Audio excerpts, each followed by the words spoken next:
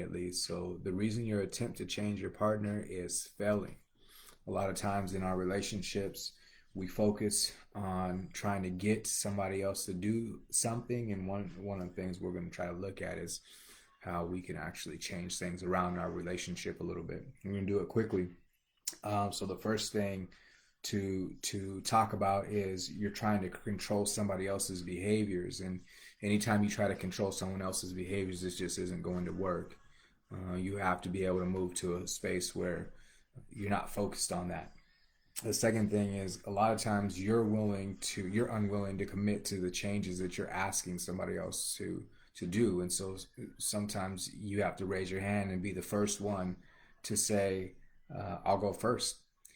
If you're willing to do that, then it's going to be really helpful for you to flip things over in your relationship. The last thing, and this is really the secret sauce, those other two are small nuggets that I think will be helpful mind frames to be able to have. But the real issue is that connection isn't happening. So if you're going to get people to change or get somebody to change in your relationship or really anywhere in life, you have to start with connection.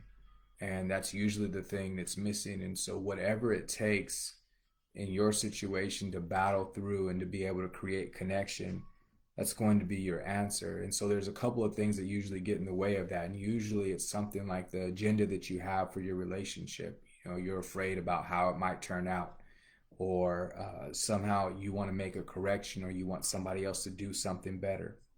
If you're going to motivate change, it's going to have to go through the ideas of compassion or connection. And so a lot of times we don't think that, this is going to work, but I think when somebody puts their arm around me, I'm a lot more likely to do something than if I was to be pulled or pushed into a scenario. And that's really just human nature. There are people who are sometimes better at doing things on their own, depending on what it is. But ultimately, if you want to level up your relationship, you really have to build the connection pieces. All right, so I'll stick around for questions if needed. I think it's kind of a challenging concept because there's always, well, what about this situation? And the answer is still going to be the same. The answer still is, if you create connection in your relationship, if you create compassion in your relationship, then you're going to help it out. What if I'm the only one to do it? Still, the answer is still the same. I really have seen or have witnessed when one person is willing to do a lot of work for themselves, the outcome of the relationship can still be positive, even if that other person isn't in a place where they're ready to change or make a difference.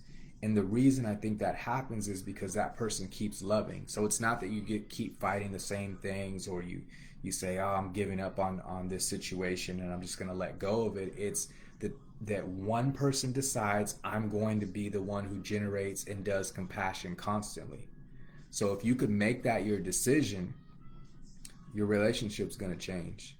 And at worst, I think what would happen is you're in a better state, because there's a lot of peace in living that way. It's hard to live in a way that says I have to keep on watching somebody else and telling them what to do, or having to guide them through different things, and creating that kind of frustration for yourself. And so we really want it to switch over. And again, the secret sauce is compassion for sure. There's different ways to do compassion. In my reduced arguments course, I go over some ways to do things differently. In fact, it's kind of what my work is aligned with, is really getting to a point where you can figure out a way to do things different in a way that matches compassion and connection. Okay, so final point, and this is actually not something that I put down to talk about, but one of the things that I tell people is the opposite of addiction is connection. And if you can put in the frame of in your mind, if you could frame it in a way that everything that the person who you're loving is doing that's irritating to you or hard for you to deal with, if you can put it underneath the category of addiction, and it probably is some sort, some are more acceptable than others in our lives as people, but if you can put it in that category and you can think, man, like, this is actually an addiction piece. Well, what's the opposite? How do we get rid of those things? We get rid of those things by creating compassion. And so somehow we have to be able to connect, and that's what your homework is to do. Your homework is to really look at, how do I create connection? How am I going to put myself out there to create connection, or how am I going to do that?